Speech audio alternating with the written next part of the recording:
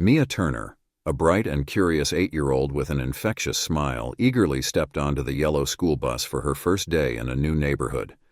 Her mother, Elena, waved goodbye from the driveway, her heart swelling with hope for a fresh start and a brighter future.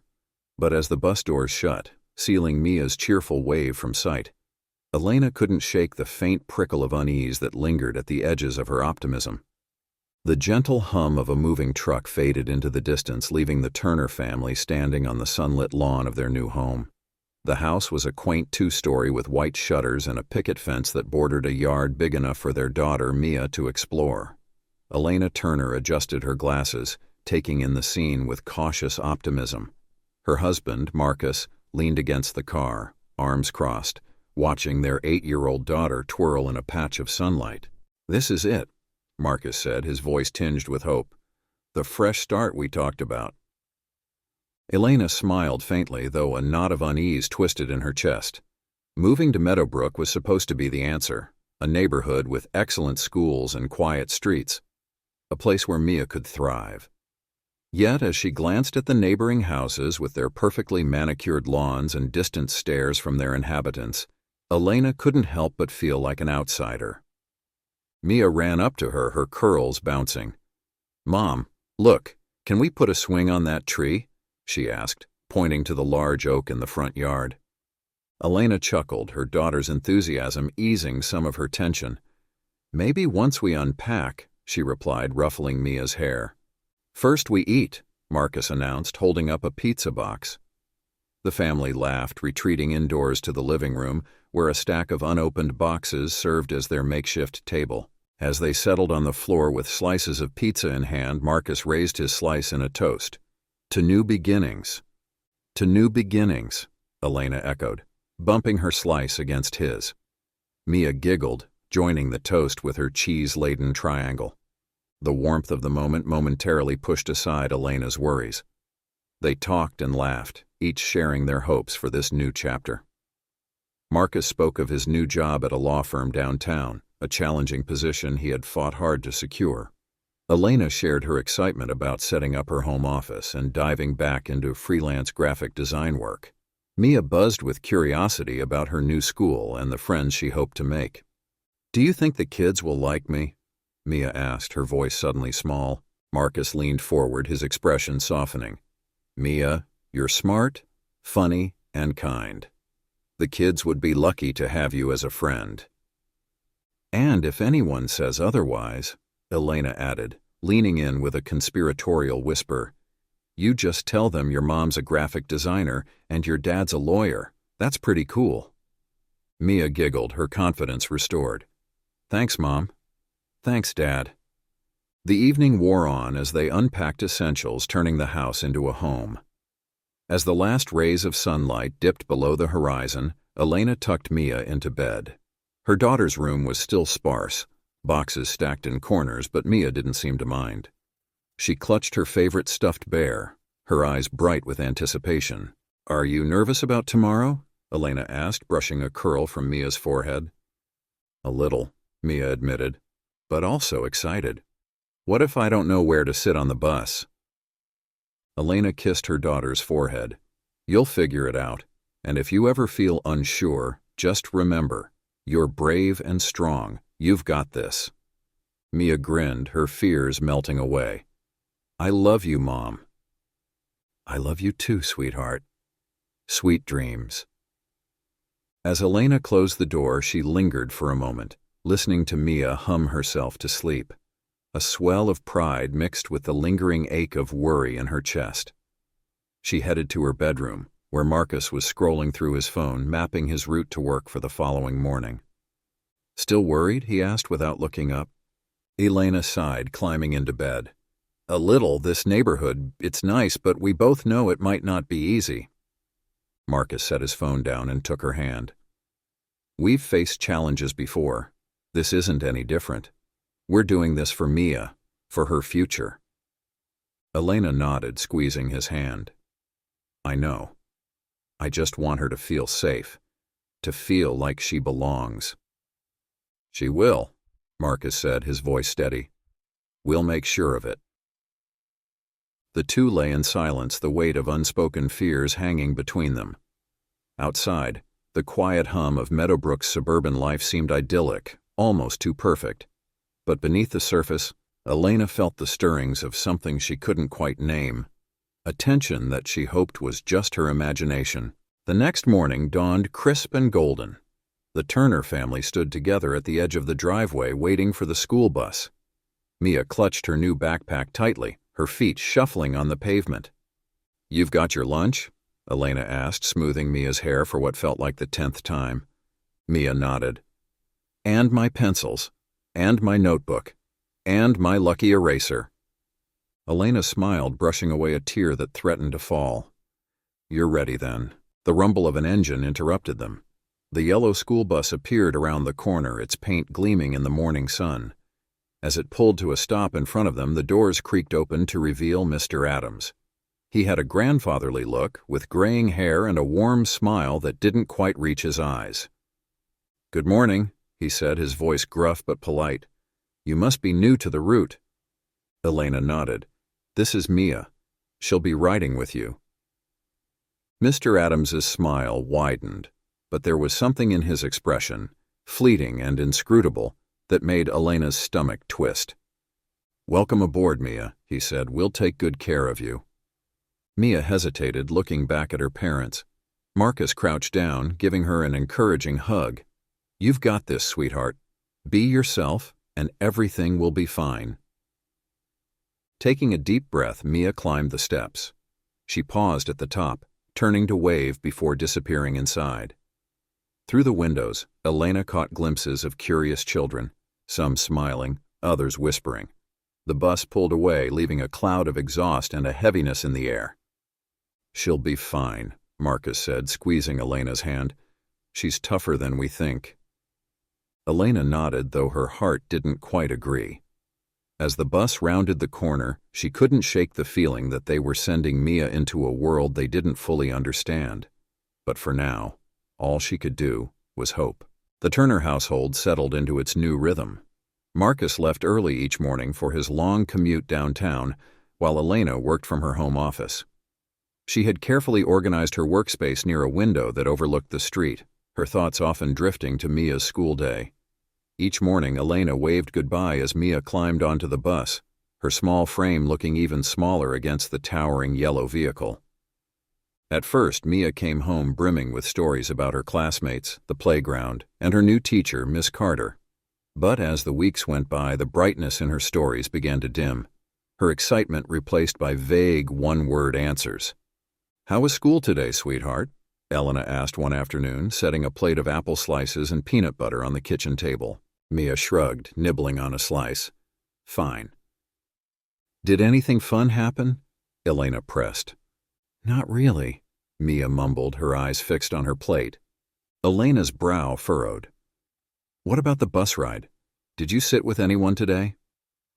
Mia hesitated, her fingers fidgeting with the edge of the table. "Not really. The kids were quiet."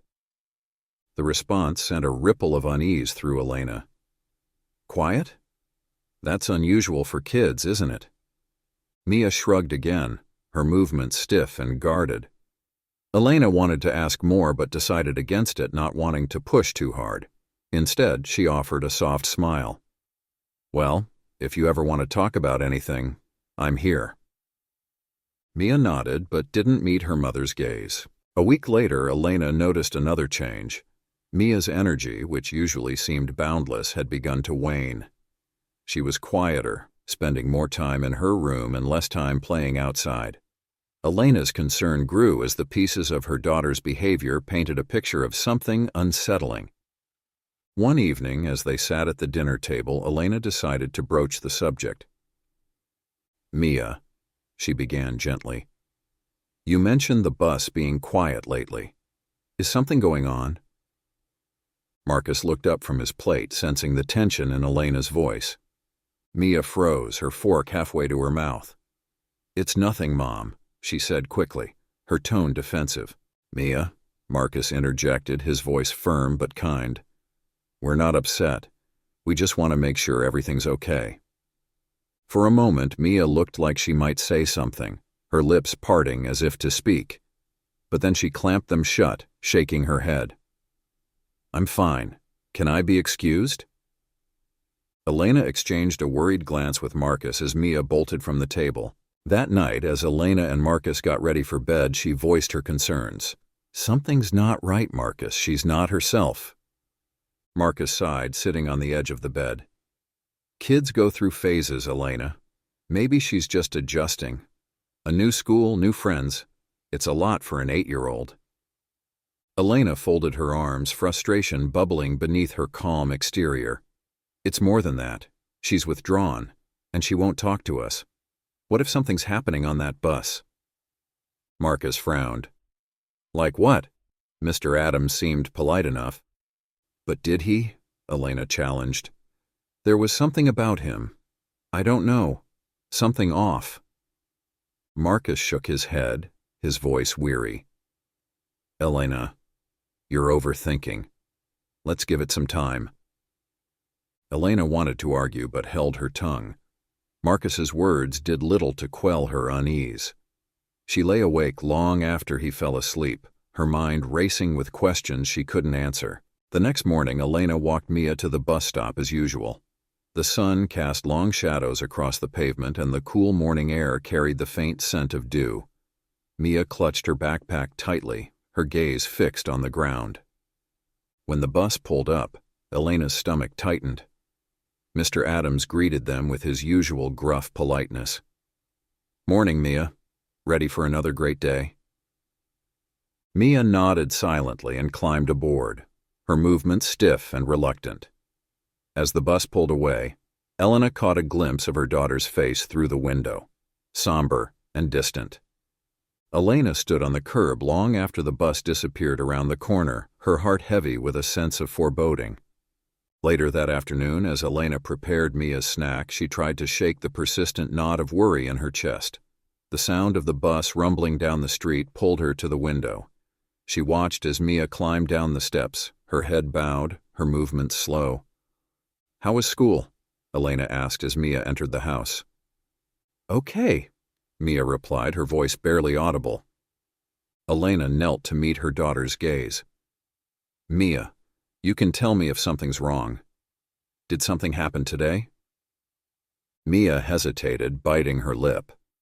"No, Mom. Everything's fine." Elena didn't press further but watched as Mia retreated to her room. A pang of helplessness washed over her. Whatever was troubling her daughter was deeply rooted, and Elena felt powerless to reach it. That night, Elena sat at the kitchen table long after Marcus had gone to bed, staring at the untouched cup of tea in front of her. Her instincts screamed that something was wrong, but she didn't know what or how to fix it. Finally, she made a decision. If Mia wouldn't or couldn't tell her what was happening, she would have to find out herself. Tomorrow, Elena resolved, she would follow the bus. It was the only way to put her growing fears to rest. As the house settled into the quiet hum of night, Elena's resolve hardened. Whatever it took, she would uncover the truth. For Mia, for her family. The morning dawned cloudy and cool, mirroring the weight in Elena's chest. She prepared breakfast with shaky hands, glancing at the clock every few minutes. Marcus had already left for work, and Mia was sitting quietly at the table, picking at her toast. "Big day at school today?" Elena asked, trying to sound casual. Mia shrugged. "Not really." Elena studied her daughter, the way her small shoulders slumped and her usual spark seemed dimmed. She wanted to press for answers, but she didn't want to push too hard. Instead, she forced a smile. "I'll see you off to the bus, okay?" Mia nodded, and they finished their breakfast in silence. When the bus arrived, Elena walked Mia to the curb. Mr. Adams greeted them with his usual friendly smile. "Good morning, Mia. Ready to conquer the day?" he said, his tone overly cheerful. Mia nodded faintly and climbed aboard without a word. As the bus pulled away, Elena's heart raced. She watched the vehicle disappear down the street, then hurried to her car, parked discreetly a few houses away. Elena followed the bus at a safe distance, her fingers gripping the steering wheel tightly. Her heart pounded as she navigated the familiar streets, her thoughts racing. What was she hoping to find? Proof of her fears, or reassurance that they were unfounded? The bus made its usual stops, picking up children along the way. Elena noticed something unsettling. Mia was always the last to board at each stop. The other children didn't wait for her, instead rushing to their seats as if avoiding her. A pang of sadness struck Elena's heart. Was Mia being excluded? As the bus continued its route, Elena watched Mr. Adams carefully through the windshield. He occasionally glanced in the large rear-view mirror, his eyes darting toward the children. At one stop, Elena caught sight of him saying something to Mia as she climbed aboard. Mia's shoulders seemed to tense and her movements became even more hesitant. Elena's grip tightened on the wheel. What was he saying to her? The bus finally arrived at the school, and Elena parked across the street, keeping her distance. She watched as the children disembarked. Mr. Adams stood at the bus door, smiling and offering friendly comments to each child. When Mia reached the door, he placed a hand on her shoulder, speaking softly to her. Even from a distance, Elena could see her daughter flinch. Elena's stomach churned. She wanted to march over and confront him to demand answers, but she held herself back. If she was going to act, she needed more than gut feelings and vague observations. As the last child exited, Mr. Adams lingered for a moment, his eyes scanning the street. Elena ducked lower in her seat, her heart racing. He seemed to hesitate, then returned to the bus and drove away. That afternoon, Elena waited anxiously for the bus's return. When it finally pulled up, she stood at the curb, her heart in her throat. Mia stepped off the bus, her head bowed, and walked toward Elena without a word. "How was your day, sweetheart?" Elena asked gently as they walked inside.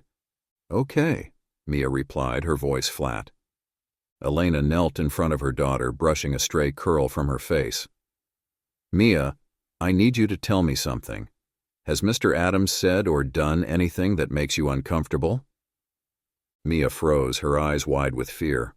"Mom, please," she whispered, her voice trembling. "Don't make it worse." Elena's heart sank. "Make what worse, sweetheart? You can tell me." Tears welled up in Mia's eyes, but she shook her head, her small hands clenching into fists. "I can't. He said no one would believe me anyway." The words hit Elena like a physical blow. Her fears were no longer vague suspicions. They were a harsh, undeniable reality. She pulled Mia into a tight embrace, her own tears threatening to spill over.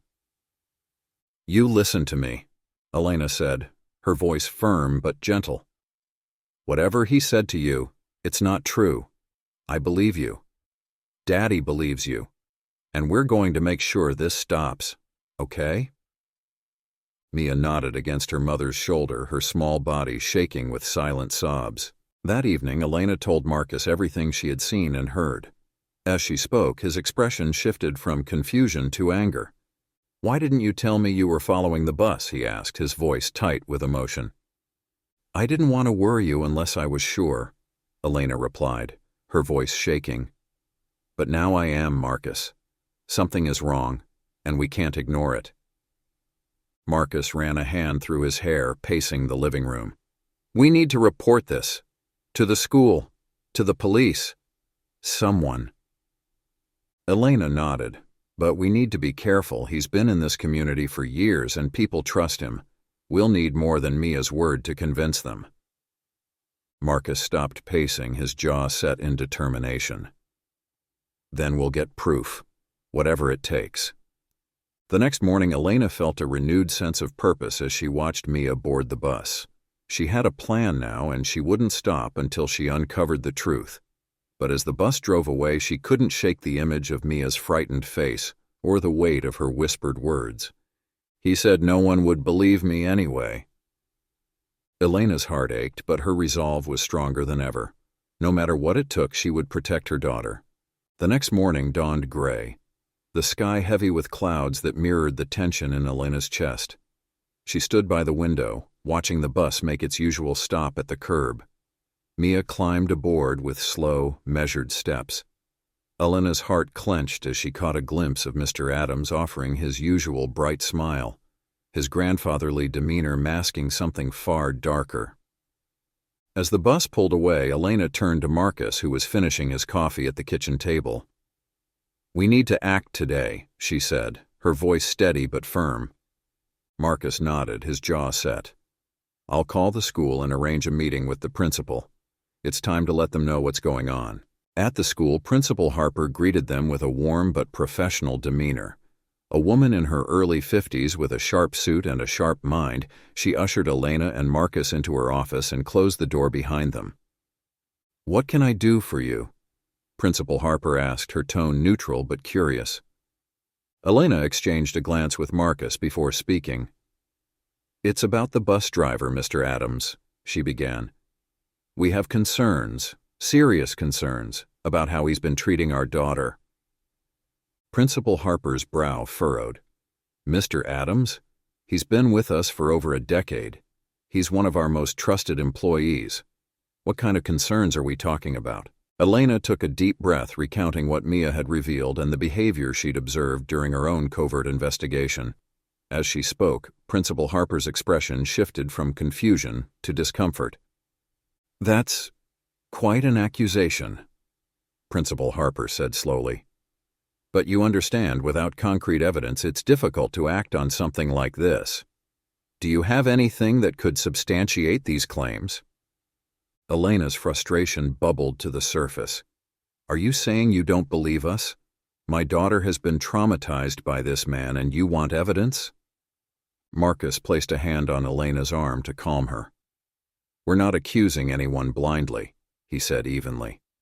"But we need to know that you'll take this seriously. If nothing else, shouldn't the safety and well-being of the students be your top priority?" Principal Harper sighed, folding her hands on the desk.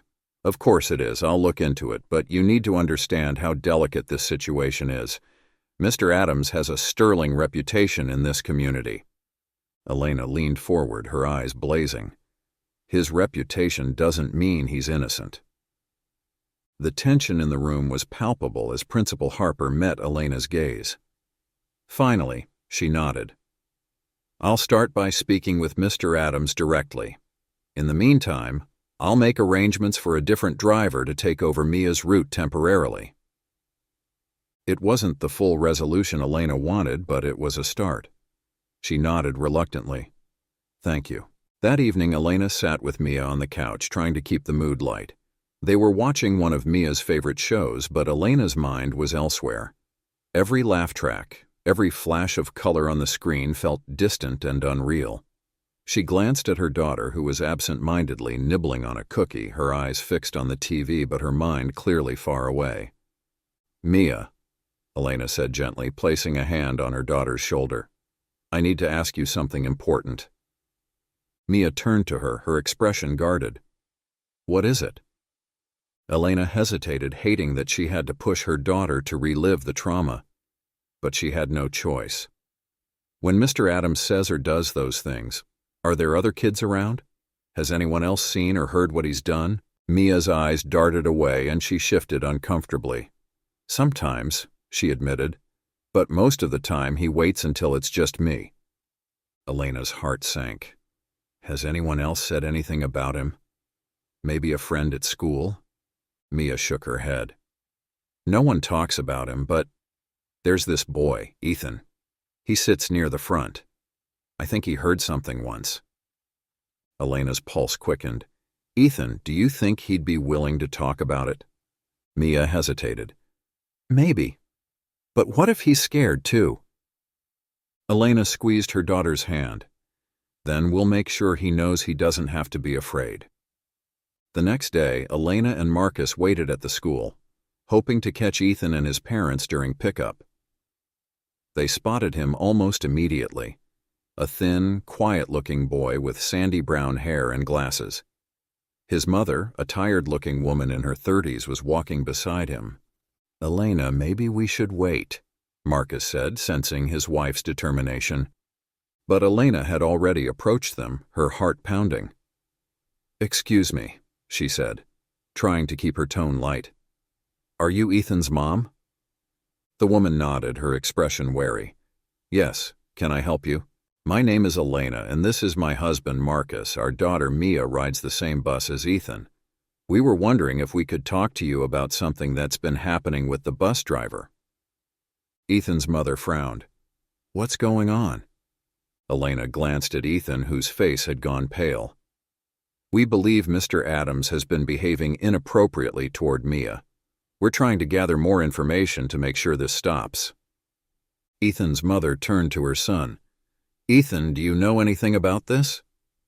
Ethan hesitated, his eyes darting between Elena, Marcus, and his mother. Finally, he nodded. I heard him say something mean to Mia once, he admitted. It was about her skin. He said she didn't belong. Elena's stomach churned with a mix of anger and relief. Thank you for telling us, Ethan, she said softly. That was very brave. Ethan's mother looked horrified. I had no idea. I'm so sorry. It's not your fault, Elena assured her. But we need your help to make sure this stops. Would you be willing to talk to the school about what Ethan heard?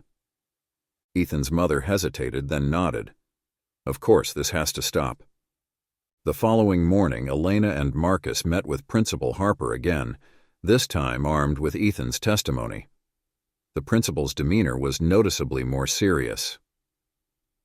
We've already spoken with Mr. Adams, she said. He denies everything, of course, but with this new information, we have enough to place him on administrative leave while we investigate further.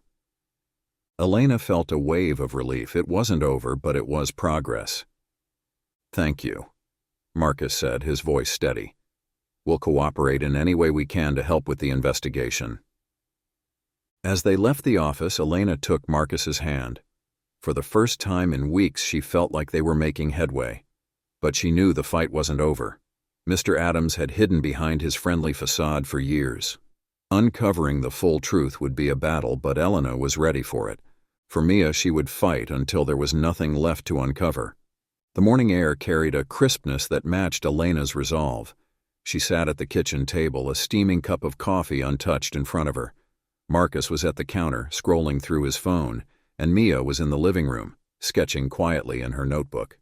The house was unusually quiet, each family member lost in their own thoughts about the turmoil surrounding Mr. Adams. Elena broke the silence. The school's investigation is a start, but it's not enough. We need to make sure the truth comes out.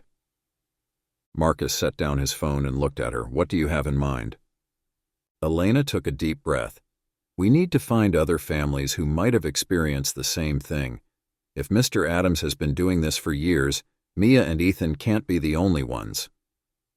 Marcus nodded. It's worth a shot, but how do we approach people? Not everyone is going to be willing to talk. Elena glanced toward the living room where Mia was engrossed in her drawing. We have to try, for Mia's sake. That afternoon, Elena and Marcus decided to visit the homes of families whose children rode the same bus. They started with neighbors they had only met in passing, feeling the weight of the awkward task ahead. The first few conversations were fruitless. Most parents seemed confused or dismissive when Elena and Marcus explained their concerns. Some even became defensive, as if the accusation against Mr. Adams was an attack on the neighborhood itself. He's always been perfectly kind to my kids, one mother said, crossing her arms. Maybe your daughter misunderstood. Elena bit back a sharp retort, instead replying evenly, I understand. We're just trying to make sure all the kids are safe.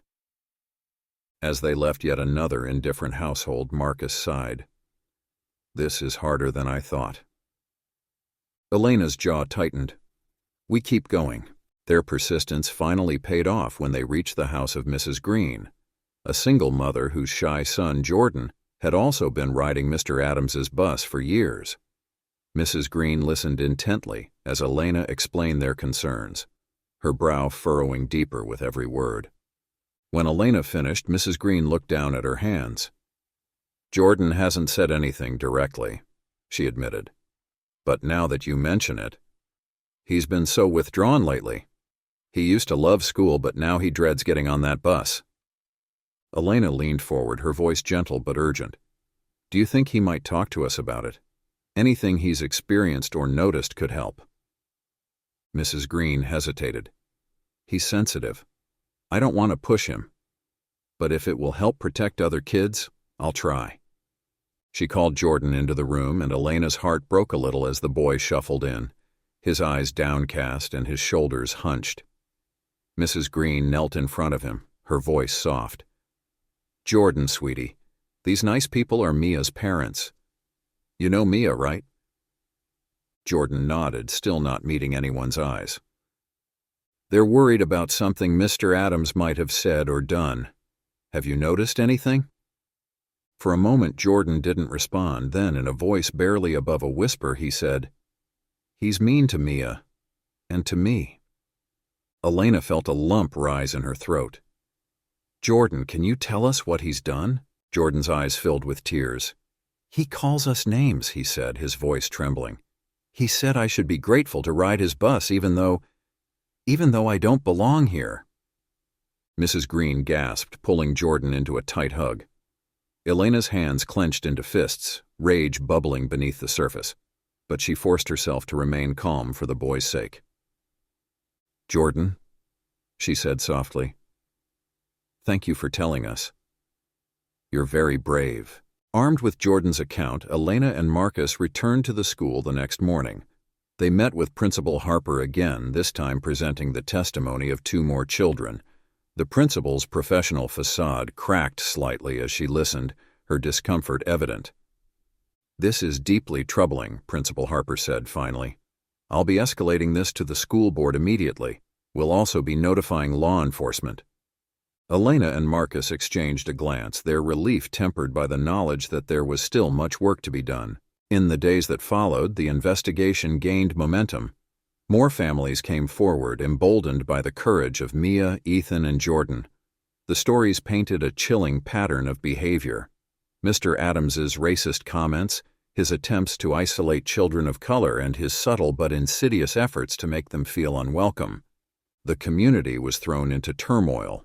Some parents were horrified, rallying around the affected families and demanding accountability.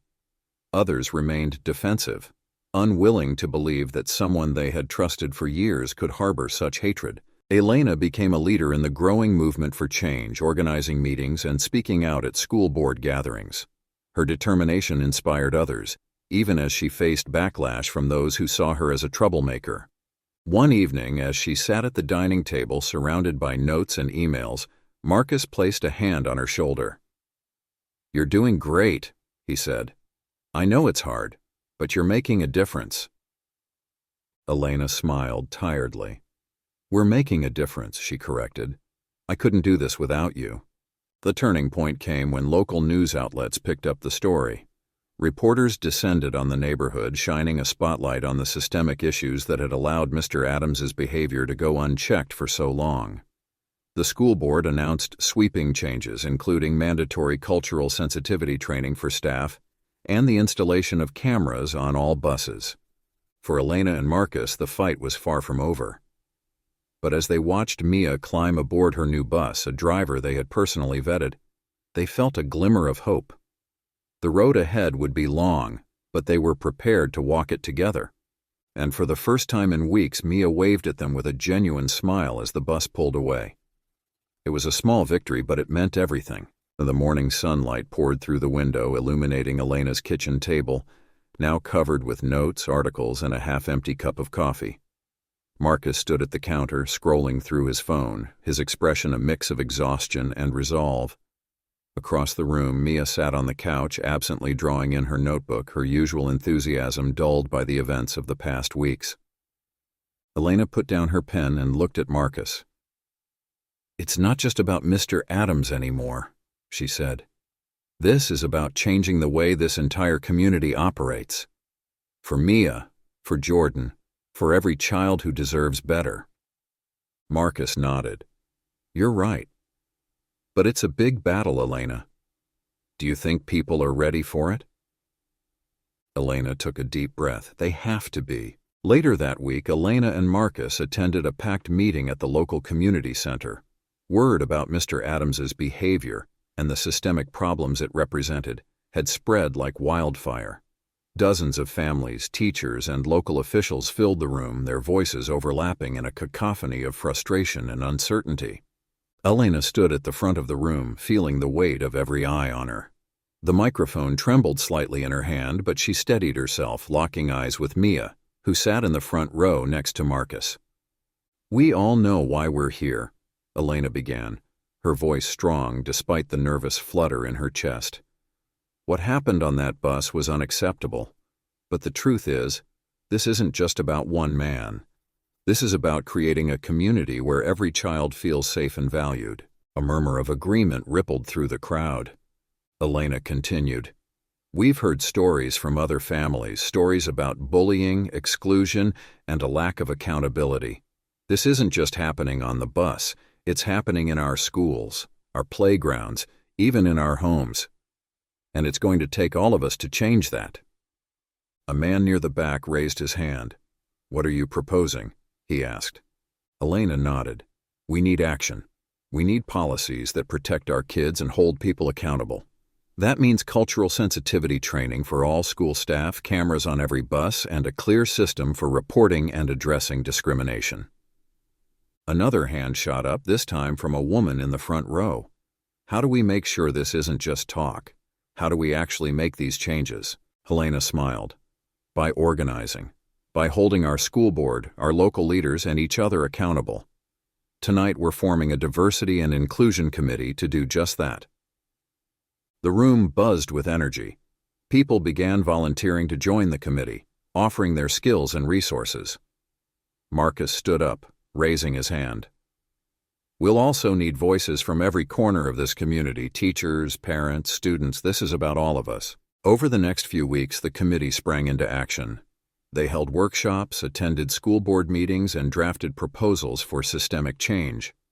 The work was grueling, but it also brought people together in ways Elena hadn't anticipated. One Saturday morning, Elena hosted a meeting at her home. The dining room was packed with parents, teachers, and community leaders, all brainstorming solutions. Mia and Jordan sat at the edge of the group, listening intently. During a break, Mia tugged on Elena's sleeve. "Mom," she said softly, "can I say something?" Elena knelt down to her daughter's level. "Of course, sweetheart." When the meeting resumed, Mia stood in front of the group, clutching a piece of paper. Her voice wavered, but her words were steady. "I just wanted to say thank you," she began. "For helping kids like me and Jordan, we just want to feel like we belong." Her simple, heartfelt statement brought tears to more than one set of eyes. As the weeks turned into months, the committee's efforts began to bear fruit. The school board adopted several of their proposals, including mandatory training for staff and the installation of cameras on all buses. A new anonymous reporting system was implemented, making it easier for students and parents to raise concerns without fear of retaliation. The community itself began to shift. Neighbors who had once avoided eye contact now stopped to chat. Parents organized playdates and potlucks, creating new connections across lines of race and class. Elena and Marcus felt the change in their own lives, too. They received an outpouring of support from neighbors they hadn't expected.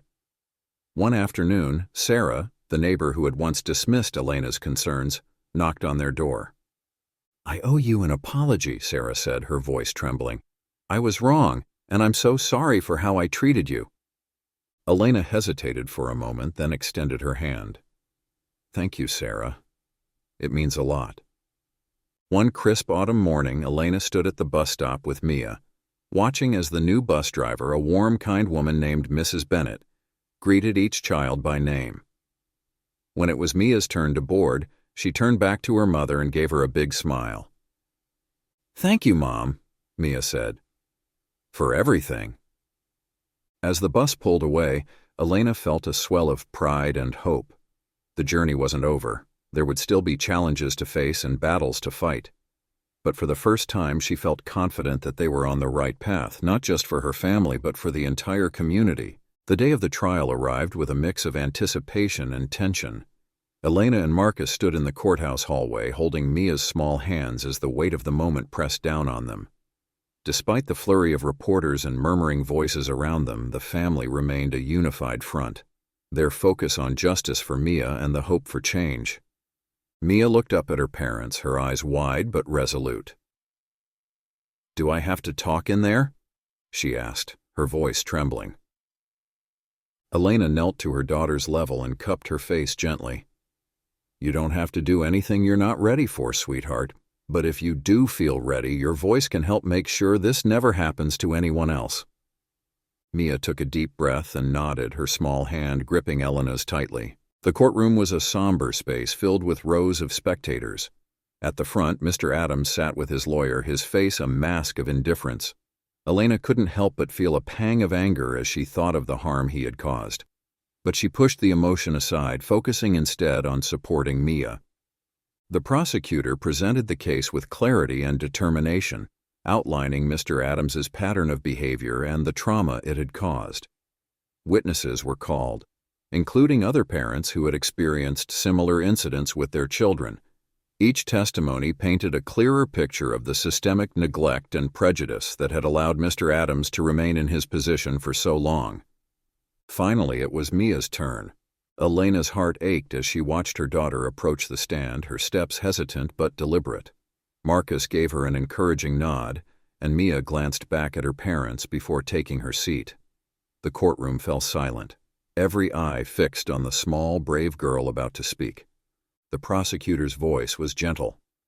"Mia, can you tell us about what happened with Mr. Adams?"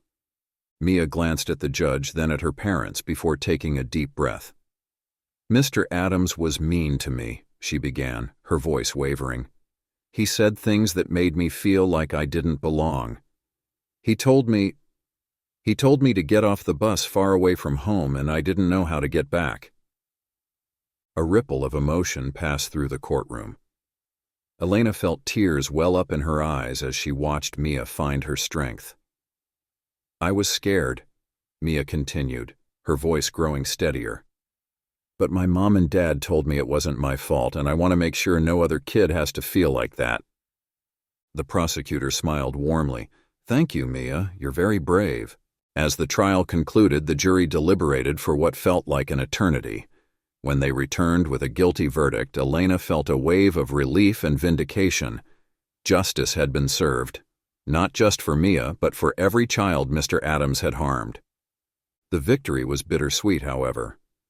Elena knew the fight wasn't over. The trial was just one step in a much larger journey to create a safe and inclusive environment for all children. In the weeks that followed, the community began to rebuild. The Diversity and Inclusion Committee, now bolstered by renewed support and funding, implemented sweeping changes. Cultural sensitivity training became mandatory for all school staff, and a new oversight system ensured that no complaint went unheard. The school district even launched a mentorship program to support students from underrepresented backgrounds. Elena and Marcus saw the changes firsthand, not just in policy but in the attitudes of their neighbors. Families who had once kept to themselves now joined forces to organize events and create a stronger sense of community. The playgrounds, classrooms, and school buses were slowly becoming spaces where all children could feel safe and valued. One sunny afternoon, the Johnson family attended a community celebration at the local park. The atmosphere was lively, with children laughing, parents chatting, and a local band playing cheerful tunes. A banner strung between two trees read, "Building a Better Future Together." Mia and her friend Jordan raced past, their laughter ringing out as they played tag. Elena watched them with a smile, her heart swelling with pride. Marcus approached, handing her a cup of lemonade. "They're happy," Marcus said, watching the kids. "That's all we ever wanted." Elena nodded. "It's not perfect yet, but it's a start." As the sun dipped lower in the sky, the event's organizer called for everyone's attention. "Today," she announced, "we want to honor the families who stood up for what's right and helped spark change in our community. Elena and Marcus Johnson, would you join us up here?" Elena's cheeks flushed as she exchanged a surprised look with Marcus. They made their way to the front, where the organizer presented them with a plaque. It read, "In gratitude for your courage, resilience, and commitment to justice." Elena took the microphone, her voice steady despite the lump in her throat. "This plaque belongs to every family who spoke up, who joined us in this fight," she said.